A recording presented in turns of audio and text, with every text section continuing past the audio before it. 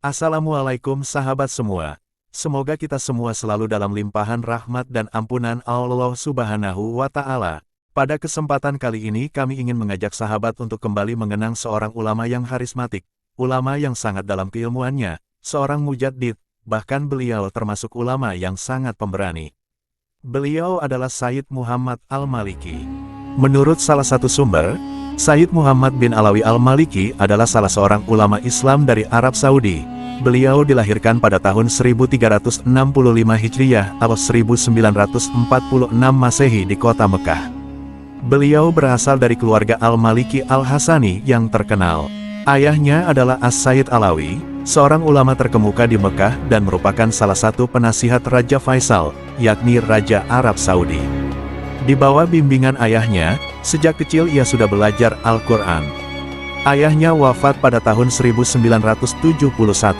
Pendidikan pertamanya adalah Madrasah Al-Falah Mekah, di mana ayah beliau As-Sayyid Alawi bin Abbas Al-Maliki Al-Hasani berperan sebagai guru agama di sekolah tersebut yang juga merangkap sebagai pengajar di Halakoh Masjidil Haram Mekah yang tempatnya sangat masyhur, di dekat Babu Salam. Setelah As-Sayyid Alawi Al-Maliki wafat, putra beliau, yakni Abuya Sayyid Muhammad Al-Maliki Al-Hasani tampil sebagai penerus. Di samping mengajar di Masjidil Haram, beliau juga diangkat sebagai dosen di Universitas King Abdul Aziz Jeddah dan Universitas Ummul Qura Mekah. Cukup lama beliau menjalankan tugasnya sebagai dosen di dua universitas tersebut, sampai beliau memutuskan mengundurkan diri dan memilih mengajar di Masjidil Haram sambil membuka majelis ta'lim di kediaman beliau kawasan Utaibiyah Makkah. Tak berapa lama, tempat kediaman beliau pindah ke kawasan Rusyaifah Makkah. Abuya As-Sayyid Muhammad bin Sayyid Alawi Al-Maliki Al-Hasani lebih suka dipanggil oleh semua santrinya dengan sebutan Abuya. Panggilan Abuya ini bertujuan agar hubungan antara guru dan murid tidak sekedar hubungan zohir tapi juga hubungan batin, seperti hubungan orang tua dengan anaknya. Hal ini sebagaimana disebutkan dalam kitab Al-Manhajus Sawi karya Al-Habib Zain bin Ibrahim bin Smith.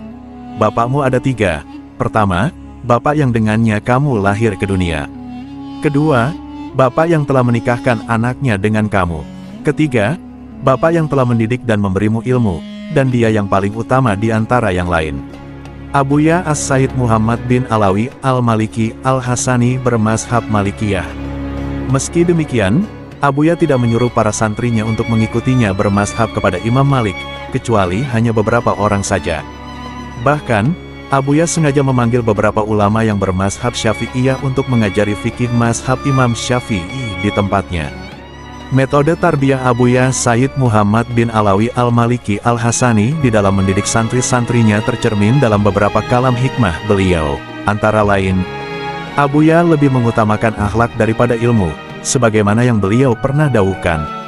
Aku mendahulukan mengajar akhlak dan muru'ah, sebelum mengajarkan ilmu dan kitab. Abuya juga lebih mengutamakan hikmah daripada ilmu, sebagaimana yang beliau pernah dawuhkan. Santri yang selalu hikmah lebih baik bagiku daripada santri yang giat belajar. Adapun pelajaran yang diberikan baik di Masjidil Haram ataupun di rumah, beliau tidak berpoin kepada ilmu tertentu seperti di universitas. Akan tetapi, semua pelajaran yang diberikannya bisa diterima semua masyarakat baik masyarakat awam atau terpelajar, semua bisa menerima dan semua bisa mencicipi apa yang diberikan Abuya. Maka dari itu, Abuya selalu menitik beratkan untuk membuat rumah yang lebih besar dan bisa menampung lebih dari 500 murid per hari, yang biasa dilakukan selepas sholat maghrib sampai isya di rumah kediaman Abuya di Rusaifah. Begitu pula setiap bulan Ramadan dan Hari Raya, beliau selalu menerima semua tamu dan muridnya dengan tangan terbuka tanpa melihat golongan ataupun derajat. Di mata beliau, semua tamu dan murid memiliki keistimewaan yang sama, semua mendapat penghargaan yang sama dan semua dapat mencicipi ilmu bersama-sama. Dari didikan beliau telah keluar ulama-ulama yang membawa panji Rasulillah ke seluruh pelosok permukaan bumi. Semua murid beliau tersebar di seluruh penjuru dunia, seperti di India, Pakistan, Afrika, Eropa, Amerika. Terlebih lagi di Asia, yang merupakan sebagai orbit dakwah Abuya Sayyid Muhammad Al-Maliki, ribuan murid-murid beliau yang bukan hanya menjadi kiai dan ulama akan tetapi tidak sedikit dari murid-murid beliau yang masuk ke dalam pemerintahan. Beberapa di antara murid Abuya adalah Habib Abdul Qadir Al-Haddad, Pengurus Al-Hawi Condet, Jakarta Timur. Habib Hudbakir Alatas, pimpinan Majelis Talim As-Salafiyah. Habib Nakib bin Syekh Abu Bakar, yang memimpin Majelis Taklim di Bekasi. Habib Novel Abdullah Al-Kaf, yang membuka pesantren di Parangkuda, Sukabumi. Kiai Haji Abdurrahman Nawi, yang kini memiliki 3 buah madrasah dan pesantren yang masing-masing terletak di Tebet, Jakarta Timur, dan 2 lagi di Depok. Kiai Haji Ihya Ulumuddin yang memiliki pesantren di Batu Malang, pesantren Riyadul Solihin di Ketapang, Probolinggo, dan pondok pesantren Genggong di Probolinggo. Kiai Haji Abdul Wahid Suhdi, yang pernah menjabat sebagai Wakil Rois Syuriah PWNU Jawa Tengah. Kiai Haji Ahmad Baidowi Syamsuri, LC. Dan masih banyak lagi santri-santri Abuya yang kini menjadi orang besar. Di samping pengajian dan taklim yang rutin dilakukan setiap hari, beliau juga mendirikan pondok yang jumlah santrinya tidak sedikit, semua berdatangan dari seluruh penjuru dunia. Belajar, makan, dan minum tanpa dipungut biaya sepeser pun, bahkan Abuya memberikan beasiswa kepada para santri sebagai uang saku. Setelah beberapa tahun belajar, para santri dipulangkan ke negara-negara mereka untuk menyiarkan agama. Abuya Sayyid Muhammad Al-Maliki dikenal sebagai guru, pengajar dan pendidik yang tidak beraliran keras, tidak berlebih-lebihan, dan selalu menerima hiwar dengan hikmah dan mauizah hasanah, thoriqohnya. Dalam kehidupannya, beliau selalu bersabar dengan orang-orang yang tidak bersependapat, baik dengan pemikirannya atau dengan alirannya. Semua yang berlawanan diterima dengan sabar dan usaha menjawab dengan hikmah dan menyelesaikan sesuatu masalah dengan kenyataan dan dalil-dalil yang jitu, bukan dengan emosi dan pertikaian yang tidak bermutu dan tidak berkesudahan. Beliau tahu persis bahwa kelemahan Islam terdapat pada pertikaian para ulamanya, dan ini memang yang diinginkan musuh Islam. Sampai-sampai beliau menerima dengan rela digeser dari kedudukannya baik di universitas dan taklim. Semua ini beliau terima dengan kesabaran dan keikhlasan, bahkan beliau selalu menghormati orang-orang yang tidak bersependapat dan sealiran dengannya, semasi mereka memiliki pandangan khilaf yang bersumber dari Al-Quran dan Sunnah. Adapun ulama yang telah menjadi santri dari Abuya Sayyid Muhammad bin Alwi Al-Maliki, mereka adalah orang-orang yang cerdas dan terpelajar. Di samping menguasai bahasa Arab, mereka menguasai ilmu-ilmu agama yang cukup untuk dijadikan maroji dan referensi di negara-negara mereka. Beliau ingin mengangkat derajat dan martabat muslimin menjadi manusia yang berperilaku baik dalam muamalahnya kepada Allah dan kepada sesama manusia, terhormat dalam perbuatan, tindakan, serta pikiran dan perasaannya. Beliau adalah orang cerdas dan terpelajar, berani dan jujur serta adil dan cinta kasih terhadap sesama. Itulah ajaran utama Abuya Sayyid Muhammad bin Alwi Al-Maliki. Beliau selalu menerima dan menghargai pendapat orang dan menghormati orang yang tidak sealiran dengannya atau tidak searah dengannya. Al-Jannah Mahai Balais, yang artinya, surga tidak gratis. Kalimat di atas dikatakan oleh Abuya Sayyid Muhammad Al-Maliki, Imam Ahlus Sunnah wal Jamaah. Bagi murid-murid dan pencinta beliau, mutu manikam ini sudah tidak asing lagi. Mengingat asbabul wurud dan momen keluarnya kalimat tersebut dari lisan Abuya Sayyid Muhammad sungguh sangat fenomenal. Konon, kalimat tersebut diucapkan oleh Abuya Sayyid Muhammad ketika beliau sudah diputuskan untuk diidam, yang artinya, hukum penggal, oleh pemerintah Saudi, negeri asal beliau. Menurut penuturan dari santri-santri senior beliau, ketika itu sekitar tahun 70-an beliau mendapat panggilan dari Raja Saudi, Raja Fahad bin Abdul Aziz ketika itu. Kertas surat panggilannya berwarna merah. Semua masyarakat Saudi tahu bahwa jika ada penduduk Saudi dipanggil pemerintah dengan surat panggilan berwarna merah, pasti yang bersangkutan diidam atau paling tidak kalau memang tidak diidam, dipenjara. Sebelum memenuhi panggilan raja, Abuya Sayyid Muhammad memerintahkan kepada murid-muridnya untuk membacakan aurat dan askar untuk keselamatan beliau. Murid-murid beliau yang biasanya setiap hari tiada henti belajar, saat itu kegiatan belajar mengajar di Masiru dihentikan. Hanya diisi dengan aurat dan askar saja, dan saat itu beliau senantiasa berwasiat kepada santri-santrinya agar mereka tetap teguh dan tidak goyah untuk meneruskan perjuangan beliau, jika beliau dalam waktu dekat sudah tidak lagi bersama mereka. Sehari sebelum diwajibkannya Abuya Sayyid Muhammad menghadap raja, beliau sudah berada di Riyadh, ibu kota Saudi Arabia. Tepat pada hari di mana Abuya Sayyid Muhammad diwajibkan datang ke istana raja, beliau dijemput oleh Amir Salman. Sebagai catatan, bahwa saat itu jika ada penduduk Saudi yang ada masalah dengan pemerintah Saudi dan diputuskan untuk diidam, pasti Salman yang mengurusnya. Pertama kali Salman bertemu Sayyid Muhammad, dia langsung berkata kepada Sayyid Muhammad, "Ya Muhammad, jika ada penduduk Saudi dipanggil pemerintah menggunakan kertas merah dan saya yang mengurusinya, tentu kamu sudah tahu mau diapakan orang tersebut." Salman bermaksud menggertak dan mengkerdilkan hati Abuya Sayyid Muhammad.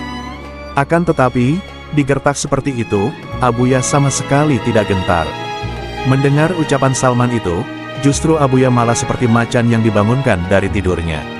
Saat itulah beliau menjawab, "Al-Jannah mahai balais, ya Salman," yang artinya, surga tidak gratis, wahai Salman. Sebuah kalimat yang benar-benar mencerminkan keberanian pengucapnya. Singkat cerita, entah apa yang terjadi pada Raja Fahad, akhirnya hari itu Abuya Sayyid Muhammad tidak jadi bertemu dengan Raja Fahad, karena Raja Fahad akan bepergian ke luar negeri dan Abuya Sayyid Muhammad sudah diperbolehkan pulang. Semua heran atas sikap Fahad yang langsung berubah 360 derajat.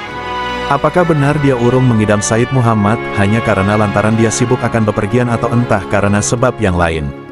Sampai sekarang tidak ada yang mengetahui penyebabnya. Tetapi, mendengar bahwa Raja Urung menemui Abuya Sayyid Muhammad dan sudah diperbolehkan pulang ke Makkah, lagi-lagi Abuya Sayyid Muhammad semakin menunjukkan kejantanannya. "Saya datang ke Riyadh karena dipanggil Raja. Dan saya tidak akan kembali ke Mekah kalau masih belum bertemu Raja, atau paling tidak aku harus bertemu Raja walau hanya sebentar. Kalau tidak, aku akan menunggu Raja sampai dia kembali ke Saudi. Pokoknya, aku harus bertemu Raja. Sebab aku ke Riyadh karena dipanggil Raja." Demikian Abuya Sayyid Muhammad menunjukkan kejantanannya kepada Salman. Akhirnya Raja Fahad memberikan waktu sebentar di bandara untuk bertemu dengan Abuya Sayyid Muhammad sesaat sebelum naik pesawat. Saat ini perjuangan Sayyid Muhammad diteruskan oleh putra beliau, Sayyid Ahmad. Beliau oleh para murid dan pencintanya juga akrab disapa dengan Abuya.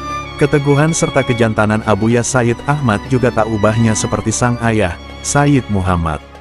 Tahun 2006 Abuya Sayyid Ahmad mengadakan maulid besar-besaran, di mana jamaah yang hadir saat itu bukan hanya dari Makkah saja, ahli Madinah dan Taif juga banyak yang hadir. Dari luar negeri pun juga banyak yang hadir. Bahkan ruang aula di Masru, beliau saat itu sampai tidak mampu menampung jamaah yang hadir. Seminggu setelah maulidan besar-besaran itu, Abuya Sayyid Ahmad juga dipanggil pemerintah. Seperti abahnya ketika dipanggil Raja, santri yang biasanya setiap hari disibukkan dengan pelajaran, saat itu Abuya Sayyid Ahmad memerintahkan mereka untuk menghentikan pelajaran. Siang dan malam hanya diisi dengan sholat hasbanah, aurat dan ahzab. Pas di hari pemanggilan Abuya Sayyid Ahmad, dari pagi mereka sudah kumpul di aula, melaksanakan sholat hasbanah, membaca aurat dan ahzab. Ba'da zuhur Abuya Sayyid Ahmad datang dan langsung memerintahkan santri untuk berkumpul di kelas. Tidak tertangkap dari ekspresi wajah semua para santri kecuali perasaan tegang. Mulai Abuya Sayyid Ahmad menceritakan kejadian saat beliau diinterogasi. Abuya Sayyid Ahmad menceritakan, "Wahai anak-anakku, tadi aku dipaksa untuk menandatangani surat pernyataan untuk tidak mengadakan maulidan lagi. Lalu aku jawab mereka dengan jawaban ini, ala rokobati ma'uwaki. Yang artinya, aku tidak akan menandatangani sekalipun leherku taruhannya." Beliau kemudian melanjutkan ceritanya, sedangkan para santri mendengarkan dengan tegang. "Ya auladi, aku masih akan dipanggil lagi. Jika aku tidak lagi bersama kalian, maka tolong teruskan perjuangan ini. Jangan kalian putus perjuangan ini hanya karena tidak ada aku." Begitu dawuh Abuya Ahmad Al-Maliki yang membuat mata para murid saat itu juga berkaca-kaca.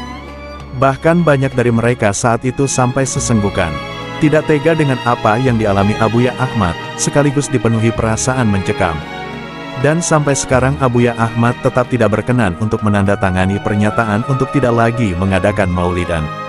Semenjak itu, orang-orang sepuh Makkah sering mentahbis beliau dengan sebuah pameo, "Haza as-shibal min zakal asad," anak singa ini dari singa yang itu. Tapi bagi para murid beliau bukan hanya seperti itu. Beliau adalah Hazal Asad min zakal asad. Singa ini dari singa yang itu. Sungguh keberanian yang menggetarkan semesta. Sungguh kejantanan yang terwarisi dari kakek beliau berdua, Habibuna Muhammad Sallallahu Alaihi Wasallam. Sungguh keberanian yang terwarisi oleh lisan yang berkata, Allah, di hadapan Dustur ketika si Dustur menghunuskan pedang ke lehernya sambil berkata, "Sekarang, siapa yang bisa menyelamatkan engkau dariku, hai Muhammad?"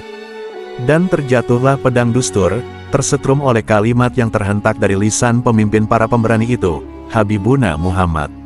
Meskipun kita tidak bisa mentauladani keberanian istimewa ini 100%, semoga kita masih terciprati sedikit sifat syai'ah beliau.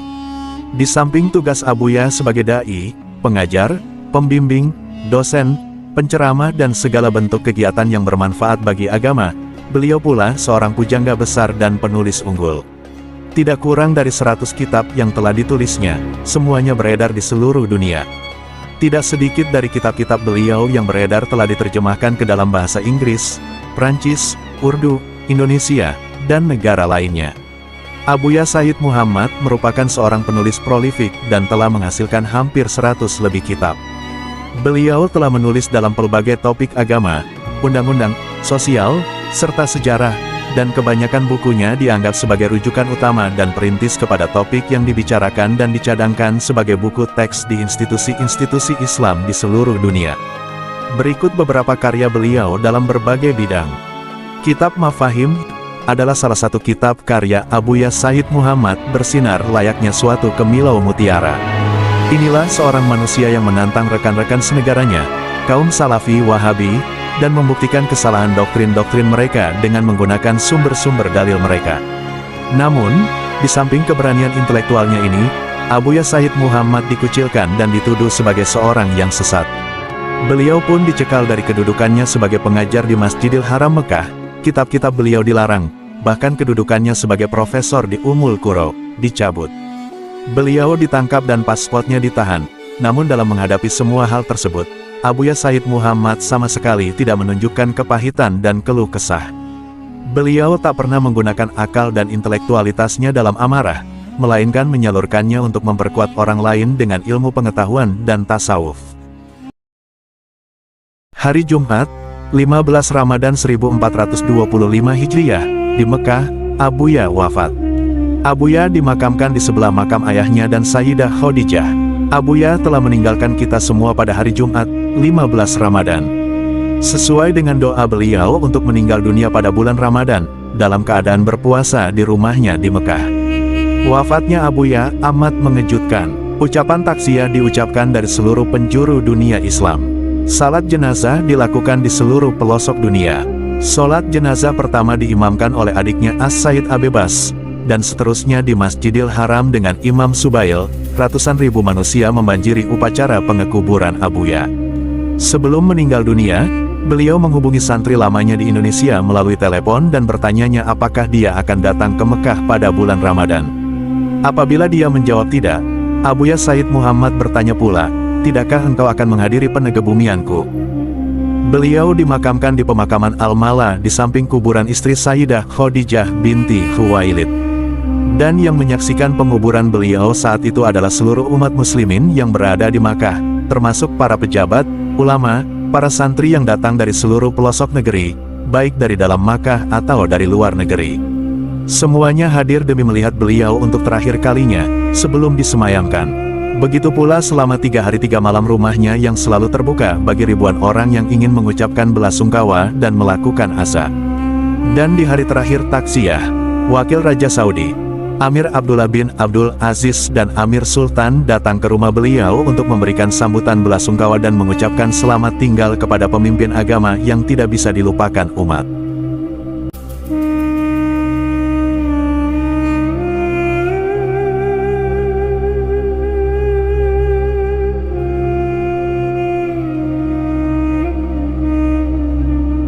Dan itulah kisah Imam Besar Ahlu Sunnah wal Jamaah yang dikenal sebagai Mujaddid abad ke-20 dan 21. Al-Imam Sayyid Muhammad Al-Maliki bin Alawi bin Abbas bin Abdul Aziz Al-Maliki.